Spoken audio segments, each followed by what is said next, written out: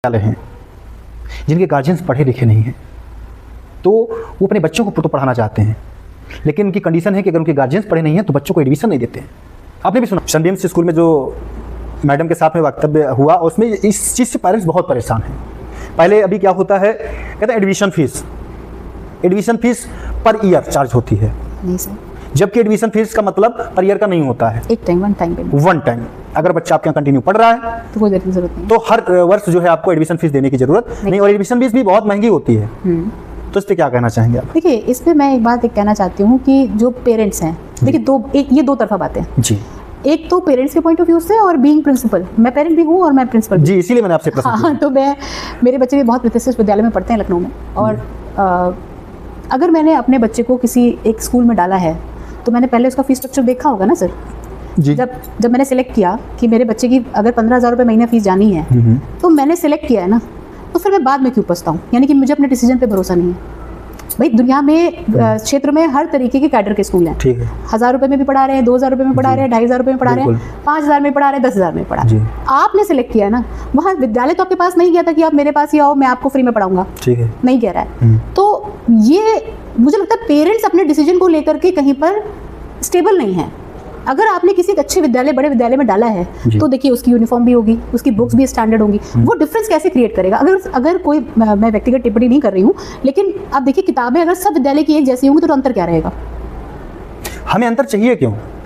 तो ये पेरेंट्स जाने, पेरेंट्स की हमें देखिए मार्केट में क्यों? सर, मार्केट में वही बिकता है जिसका जो रिक्वायरमेंट होती है कस्टमर की। वही एक प्रोडक्ट प्रोड्यूसर जो है वही प्रोडक्ट प्रोड्यूस करता है जो डिमांड होती है। तो वो मार्केट में डिमांड कर रहे हैं कि उनको ऑक्सफोर्ड की किताबें चाहिए, हमारे बच्चा ऑक्सफोर्ड। तो फिर ये तो व्यापार हो गया ना? नहीं सर, व्यापार, मैं वही कह रही हूँ, दो बातें हैं सर। ये यहाँ पे मैं आपको बात करता हूँ, किसी भी प्रोडक्ट का या किसी भी चीज़ का एक रेट निर्धारण होता है, क्योंकि हमारा देश संविधान से चलता है, और किसी भी चीज़ का रेट जो है उसकी कॉस्ट भी निर्भर करता है कि हमारा इस जो हमने कोई प्रोडक्ट तैयार किया है उसकी कॉस्ट क्या है, और कॉस्ट प्लस बेनिफिट, वो रेट मार्जिन तय होता है। तो उस आधार पे एक लिमिटेशन है। तो सर इसको कौन चेक करेगा? इसको तो बाहर से हम लोग तो कर नहीं सकते। भाई देखिए, हमारे यहाँ जो किताबें चल रही हैं, अभी वही चीज़ें हुई हैं, मैं आपको और क्लियर कर दूं। अभी जब इस मामले पे पूरा माहौल गर्म हुआ समाज में, सनबीम्स स्कूल वाले में, उसके बाद में अपने डिस्ट्रिक्ट के डीएम साहब, उन्होंने आदेश पारित किया कि कोई भी एक्स्ट्रा चार्ज नहीं करेगा, कोई भी व्यक्ति जो है गार्जियंस को फोकस नहीं करेगा कि आप हमारे यहाँ से ही बुक परचेज करें, ड्रेस यूनिफॉर्म जो है हमारे यहाँ से ही परचेज करें। ये जो है दिशा निर्देश जारी किए गए। अगर ऐसा कोई करता है तो उसकी मान्यता रद्द कर दी जाएगी। ये चीज़ें पहले भी तो हो सकती थी।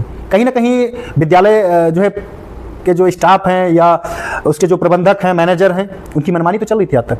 तो देखिए, अब जैसे एक विद्यालय है, गांव में है, अब उसको किताब लेने के लिए अगर लखनऊ जाना है और उसकी हेल्प के लिए अगर हमने एक फैसिलिटी दे दी है अपने क्षेत्र में, तो पेरेंट्स हैप्पी है, वो लखनऊ जा करके उस कॉस्ट को परचेज करेगा। देखिए, विद्यालय खोलना बहुत आसान काम नहीं है, उसके लिए बहुत सारे वेंडर्स और बहुत सारे एफर्ट्स, बहुत सारे लोग लगते हैं। और जहाँ पर बात आ रही है फीस की या ड्रेस की, देखिए यूनिफॉर्म क्यों बनाई गई? यूनिफॉर्म इसलिए बनाई गई क्योंकि सब लोग एक जैसे दिखें, कोई डिस्पैरिटी ना हो उसमें। तो अगर ब्लू कलर के भी बहुत शेड्स हैं, वाइट कलर्स के भी बहुत शेड हैं, तो शेडिंग सिस्टम को अपने बच्चों को सुंदर और अच्छा दिखाने के लिए भी कुछ स्कूल इस चीज़ को पर्पस करते हैं। मैं बाकी स्कूल का नहीं जानती, मैं अपने स्कूल की बात आपको कर सकती हूँ। देखिए, और जैसे आइडेंटिटी कार्ड होता है, आईडी कार्ड हम पहनते हैं, ये हमने भी पहन रखा है तो हम पहनते हैं, वैसे यूनिफॉर्म भी एक बच्चे की आइडेंटिटी होती है। जी बिल्कुल। और उसमें कॉस्ट वेरिएशन मुझे नहीं लगता, क्योंकि मैं ये काम नहीं कर रही हूँ, तो मुझे नहीं लगता कि इसमें भी कुछ स्कूल का बेनिफिट होता होगा, क्योंकि हम नहीं करते हैं। हमारा तो एक क्लबिंग था HCL के साथ, हम वहाँ से ले रहे थे। हमारा अलग है। देखिए सर, हमारे यहाँ बच्चे RT से भी आते हैं, और साथ साथ हम साल में 10 बच्चों को फ्री पढ़ाते हैं। हम एक शार्प 10 का एग्ज़ाम कराते हैं, उसमें जो है बच्चे पूरे 12वीं तक की शिक्षा फ्री में लेते हैं। अभी हमारे शार्प 6 से अंदर 2 बच्चे सेलेक्ट हुए हैं IIT JEE में, सिर्फ स्कूल की पढ़ाई से। अच्छा, हाँ। तो हमारा जो एजुकेशन का स्तर है, मैं बाकी स्कूल के बारे में तो नहीं जानती हूँ, लेकिन मैं जो कर रही हूँ, मैं अपने स्कूल में जो कर रही हूँ, देखिए, अगर बच्चे को, लोग कहते हैं ना इतनी यूनिफॉर्म्स की क्यों ज़रूरत है? देखिए, इसलिए ज़रूरत है कि बच्चे को समझ में आना चाहिए कि उसे अपना यूनिफॉर्म कैरी कैसे करना है। जी। पहले हम लोग छोटे थे तो वाइट कलर का ड्रेस पहनते थे जी, फिर हाउस ड्रेस आया, फिर और इसमें हमने देखा अभी, और इस ड्रेस का नाम ले लिया तो हमें याद आया, हम देखते हैं कुछ ऐसे विद्यालय हैं जो सप्ताह में 3 ड्रेस बनवाते हैं। कि 2 दिन ये पहनना है, 2 दिन ये पहनना है, 2 दिन ऐसे पहनना है। सर देखिए, आप किसी कॉर्पोरेट वर्ल्ड में जाएंगे, जब आप प्राइवेट स्कूल में पढ़ रहे हैं तो आप किसी कॉर्पोरेट वर्ल्ड में जाएंगे, और प्रेजेंटेशन ही इंपॉर्टेंट है वहाँ पर, जो दिखता है वही बिकता है। तो कपड़ों का महत्व वहाँ पर यूनिफॉर्म का पर्पस जो मुझे समझ में आता है वो ये है कि बच्चा कैसे प्रेजेंट कर रहा है अपने आप को, कपड़े पहनने का तरीका भी एक प्रेजेंटेशन को दिखाता है। बिल्कुल बिल्कुल। तो यूनिफॉर्म, आप हर चीज़ को नेगेटिव ना लें, पॉजिटिव लें कि देखिए स्कूल एक, मैं देखिए व्यापार के उद्देश्य से ये बात नहीं कर रही हूँ, मैं जो ये बात कर रही हूँ मैं इस तरीके से बात कर रही हूँ कि देखिए विद्यालय जब कोई चलाता है, जिस उद्देश्य से हम चला रहे हैं, हमारे सर ने लखनऊ छोड़ करके गांव जैसी जगह चुनी कि हम यहाँ विद्यालय चलाएंगे, अगर व्यापार पर्पस होता तो लखनऊ में खुला होता सर। यहाँ मैं माननीय जो है डॉक्टर अवनीश इंजीनियर जो है अवनीश जी जो अपने MLC हैं जी, और उनके ही विद्यालय सुभाष इंटर कॉलेज जलियापुर में मैं पढ़ा हुआ हूँ। अरे वाह, बहुत बढ़िया बात है। उनके बारे में बहुत कुछ मैं जानता हूँ, उनका स्वभाव, उनका नेचर, उनका सीधा सीधा जुड़ाव है कि ग्रामीण क्षेत्र के बच्चों को कैसे शिक्षा से जोड़ा जाए, बिल्कुल बिल्कुल, और कैसे उनके जीवन का विकास हो, कैसे वो आगे चल के नाम रोशन कर सके। आज सर के विद्यालय से पढ़े हुए बच्चे बड़ी बड़ी पोस्टों पर हैं, देश को सेवा दे रहे हैं। मैं कुछ नहीं कर सका तो कम से कम इतना हो गया कि आज आप जैसी महान पर्सनालिटी का कम से कम बैठ करके इंटरव्यू कर रहा हूँ। ये कहीं ना कहीं शिक्षा का ही देन है। मतलब मेरे लिए तो बहुत गर्व का विषय है कि आप यहीं पढ़े और आज आप हमारे बीच में दोबारा हैं, है ना। तो ये जो विद्यालय है कहली का, पाठशाला द ग्लोबल स्कूल, कहली गौसगंज हरदोई, यहाँ पर जो है जो बच्चों की फीस है, मैडम ने बताया कि मंथली 1000 से लेकर के 2750 रुपीज़ जो है हाईएस्ट, यानी 11th और 12th बच्चों की ये फीस है। इसके अलावा आपकी कोई एडिशनल फीस चार्ज नहीं होती, यानी कि हम एग्जाम फीस नहीं लगती कि कोई एनुअल फंक्शन फिक्स।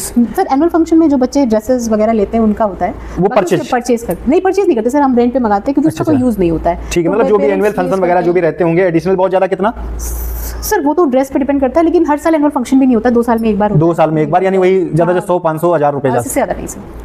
तो इसमें बहुत प्रभाव नहीं पड़ता है। इसमें मैडम ने जो अभी तक के निष्कर्ष में हमने जो समझ पाया, बहुत सब लोगों के सवाल थे कि आज जो प्राइवेट कॉन्वेंट स्कूल हैं वो आज व्यापार बन चुके हैं। मैंने यही आपसे जानने का प्रयास किया, विद्यालय में जितनी हाई पर्सनालिटी दिखाई जाती है, एक्टिविटीज़ होती हैं, और स्विमिंग पूल होना, कहते हैं बच्चों के लिए स्विमिंग पूल की आवश्यकता क्या है, क्योंकि स्विमिंग पूल की आवश्यकता इसलिए है कि बच्चों के लिए तैरना सिखाया जाता है, एक कला है। ये आपको कला आगे आने वाले समय में आप अगर नेवी में भर्ती होते हैं या ऐसी कई जगह आप मान लीजिए कहीं आपात स्थिति में आपको सामना करना पड़ता है, तो कम से कम अपने जीवन की रक्षा कर सकते हैं। उसमें पॉजिटिविटी ये छिपी हुई है सर, ये स्किल ऑफ लाइफ है ना, स्किल ऑफ लाइफ, जैसा आपने बताया। विद्यालय परिसर में ही पाठ्यक्रम जो है प्रोवाइड करना, बच्चों के शूज से लेकर के यूनिफॉर्म तक का पूरा व्यवस्था विद्यालय परिसर में रहना। विद्यालय का अपना उद्देश्य है कि हमारा बच्चा, हमारे गार्जियंस जो हैं वह कहीं दूर दूर भटके ना, उनको सारी चीजें यहीं मिल जाएं और हमारा पढ़ाई बाधित ना हो। देखिए सर, हमारे यहाँ विद्यालय में आप घूम सकते हैं, हमारे यहाँ ये स्टॉल्स नहीं है। अच्छी बात है, आपने बताया, लेकिन आपने जो मुझे समझाने का प्रयास किया, मैंने इससे मतलब मैं आपको बताऊँ, अभी एक विजिट हुई थी गवर्नमेंट की तरफ से, वो आए एकदम से, तो उन्होंने बोला कि हम आपके स्कूल को विजिट करना चाहते हैं, मैं इट्स ऑल ओपन। तो अब हम ये लास्टली प्रश्न आपसे पूछेंगे जो आपने समझाने का प्रयास किया, क्योंकि हमारे जो दर्शक हैं सब हिंदी मीडियम वाले हैं, हम भी हिंदी मीडियम वाले हैं। आपने बहुत सारे वर्ड्स तो इंग्लिश में बोल दिए, मेरे दर्शकों के सर के ऊपर से निकल जाएंगे। नहीं ऐसा नहीं है सर, मैं ऐसा नहीं कहूंगी। मैं कहूंगा क्योंकि मेरे दर्शक मैं जानता हूँ। अब फाइनली प्रश्न ये है, जी बताएं, लोगों का सवाल है, जी बताएं। कहते हैं कि अगर प्राथमिक विद्यालय में पढ़ने वाला बच्चा जो बुक उसे पढ़ाई जा रही है, हाँ, उसमें कहाँ खामियां हैं? मतलब प्रश्न नहीं समझ पाए। हमारे जो बच्चे यहाँ प्राइवेट विद्यालय में, इंग्लिश मीडियम विद्यालय में पढ़ते हैं, उनकी जो पाठ्यक्रम है और जो हमारे प्राथमिक विद्यालय में पढ़ने वाले व्यक्ति हैं, उनका जो पाठ्यक्रम है, उनके पास भी हिंदी की बुक होती है, संस्कृत की बुक होती है, मैथमेटिक्स की बुक होती है, क्या अलग होता है पाठ्यक्रम में? देखिए, आप जब पढ़ते हैं, एक सपोज आप साइंस पढ़ रहे हैं जी, तो आप एक ज़्यादा डीपली समझने के लिए आप एक और बुक लेते हैं जो प्राइवेट पब्लिकेशन से होती है, जो आपको, देखिए एनसीईआरटी, आप मेरी बात को कॉम्पिटिटिव लेवल से समझने की कोशिश कीजिएगा। जो एनसीईआरटी किताब है, एक आईएएस जो पढ़ता है, बनना चाहता है, वो उस किताब को पढ़ता है। कहीं पर भी पाठ्यक्रम में कोई अंतर नहीं है, सिलेबस वही है जी। बोर्ड्स का अंतर है, UP board, CBSE board, ICSE board, तो बोर्ड्स का अंतर है, तो वहाँ पर करिकुलम वहाँ पर चेंज हो जाता है। लेकिन जब हम बोर्ड्स के अलावा जाकर के अगर पाठ्यक्रम में बात करें, कंटेंट की बात करें, जी, मैं वो कंटेंट की बात कर रहा हूं। कंटेंट की बात करें तो देखिए कंटेंट डिफरेंट है। अगर आप सीबीएसई के बुक्स को उठाएंगे, अगर आप देखें फिजिक्स का, अगर मैं एनसीईआरटी उठा लूँ क्लास 11 की, तो उसको एक बच्चे को उस एनसीईआरटी के एक एक टर्म को समझने के लिए एक हेल्प बुक चाहिए। उसको प्राइवेट पब्लिकेशन में वो एनसीईआरटी इतनी सी पतली सी बुक है, और एक रिफ्रेशमेंट के लिए जो बुक पढ़ रहा है बच्चा, रिफ्रेशर पढ़ रहा है, तो वो इतनी मोटी बुक है। अच्छा। तो वो बुक में एक एक टर्म को एक्सप्लेन किया हुआ है, एक एक टर्म पे 50-50 क्वेश्चन बने हुए हैं। तो कंसेप्ट क्लैरिटी के लिए बच्चा खुद प्रेफर करता है। जितने भी बच्चे कॉम्पिटिटिव एग्जाम की तैयारी करते हैं कहते हैं कि 11th एंड 12th का सिलेबस ही IIT JEE मेंस और नीट में आता है, लेकिन नीट की किताबें इतनी मोटी मोटी होती है क्योंकि कंसेप्ट की जो है लेयर्स में पढ़ाई होती है, एकदम डीप पढ़ाई होती है, यानी उसका पूरा कॉन्सेप्ट क्लियर किया जाता यस वो आप। और हमारे सरकारी जो संस्थान में विद्यालय में जो पुस्तकें चलती हैं उनमें कॉन्सेप्ट क्लियर नहीं है। सर देखिए, नहीं NCERT, मैं ये नहीं कह रही हूँ कि कंसेप्ट क्लियर नहीं है, मैं ये कह रही हूँ कि NCERT, मेरे यहाँ भी NCERT चलती सर, क्लास में 9, 10, 11, 12 NCERT ही है, लेकिन बच्चे अब NCERT में 4 सवाल हैं, अब बच्चे को प्रैक्टिस करना है ज़्यादा, तो RS अग्रवाल या अग्रवाल बहुत सारी, मैं किसी पर्टिकुलर पब्लिकेशन की बात नहीं कर रही हूँ, लेकिन फिर भी बच्चे जो है उसको प्रेफर करते हैं कि उन्हें प्रैक्टिस करनी है तो उन्हें और क्वेश्चंस चाहिए। तो इसको स्कूल प्रमोट नहीं करता है क्योंकि टाइप ऑफ क्वेश्चन, देखिए आज के जो एग्जाम्स हो रहे हैं सर, कंपटीशन के जो एग्जाम हो रहे हैं, उसमें बुक्स में लिखे हुए क्वेश्चंस तो बहुत ही मिनिमम मिलते हैं, वो क्वेश्चंस न्यू क्रिएट हो रहे हैं, कॉम्पिटिटिव क्रिटिकल थिंकिंग बढ़ाई जा रही है बच्चों की। तो उस लेवल को समझने के लिए आपको जब तक डीप नॉलेज, डीप एजुकेशन आपके पास नहीं होगी, तब तक आप कॉम्पिटिटिव एग्जाम क्लियर नहीं कर पाएंगे। एजुकेशन में एग्जाम्पल कितने इंपॉर्टेंट हैं? देने के लिए या खुद समझने के लिए? समझाने के लिए बहुत इंपॉर्टेंट। प्रैक्टिकल लर्निंग तो पहले एग्जाम्पल से ही होती थी। सी एजुकेशन में बहुत सारे ट्रिक्स हैं पढ़ाने के, और ये डिपेंड करता है टीचर पर कि वो कौन सी ट्रिक अपनाता है। स्टोरी टेलिंग भी एक ट्रिक है कि कहानी से हमने समझा दिया चैप्टर क्या है, हमने एग्जाम्पल देके समझा दिया कि आप गए थे 5 रुपए थे, आपने 2 खर्च कर दिए, तो ये भी एक एग्जाम्पल का तरीका है। तो एक देखिए डिफरेंट ब्रेन स्टॉर्मिंग, ये भी बहुत अच्छी ट्रिक है कि आप बच्चे को खुद सोचने देते हैं कि आप बताओ अगर आप इस सिचुएशन में होगे तो क्या करोगे जी। तो आप ये डिफरेंट ट्रिक्स हैं, और एक अच्छे टीचर को ये पता होता है कि हमें कौन सी मेथड्स को यूज़ करना है एक पर्टिकुलर टॉपिक को पढ़ाने के लिए। अब हम आपसे फाइनली प्रश्न ये पूछते हैं, आपके यहाँ जो बच्चों ने टॉप किया है उन बच्चों का रूटीन कैसा था? देखिए, या उन पे आपका विशेष ऑब्जर्वेशन क्या था?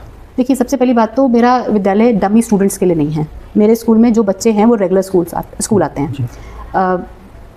हर बच्चे की मिनिमम 80% अटेंडेंस होना कंपलसरी है। 75 बोर्ड कहता है, मैं 80 कहती हूँ। क्यों? क्योंकि मेरे स्कूल में जो बच्चे पढ़ रहे हैं उनके पास कोई एक्स्ट्रा हेल्प नहीं है। यहाँ पर कोई ट्यूशन टीचर एलन वेलन नहीं है, यहाँ पर कुछ भी नहीं है। यहाँ पर बच्चे को सिर्फ अपनी पढ़ाई और टीचर की मदद से ही पढ़ना है, तो उसका स्कूल आना बहुत ज़रूरी है। तो मेरी बहुत स्ट्रिक्टनेस रहती है कि बच्चा स्कूल रोज़ आए, कुछ ना करे, कुछ तो सीखेगा। हम पढ़ा लेंगे उसको, हम पढ़ा लेंगे, मतलब हम लगभग यहाँ पे पढ़ाने वाले जो टीचर्स हैं उनकी योग्यता कितनी है? सर एज पर CBSE नॉर्म सब क्वालिफाइड है, कोई भी टीचर ऐसा नहीं है जो क्वालिफाइड ना हो। आपके विद्यालय में अन्य विद्यालयों से अलग क्या है? हमारा कनेक्शन स्टूडेंट्स के साथ, हम कनेक्टेड हैं। आज बच्चे हमारे जो पास आउट हो गए, दिल्ली यूनिवर्सिटी में हैं या नीट क्वालिफाई करके गए हैं, आज भी अपने सेमेस्टर का रिजल्ट मुझे भेजते हैं। ये सबसे बड़ा कनेक्शन है। टॉपर्स का सीक्रेट क्या है? डेडिकेशन, बिलीव, हम पर बिलीव करना। उन्होंने बिलीव किया, उनके पेरेंट्स ने बिलीव किया, उनके लिए मैं आपके माध्यम से उनको थैंक यू कहना चाहती हूँ। एक पेरेंट्स को अपने बच्चे पे कैसे ध्यान देना चाहिए?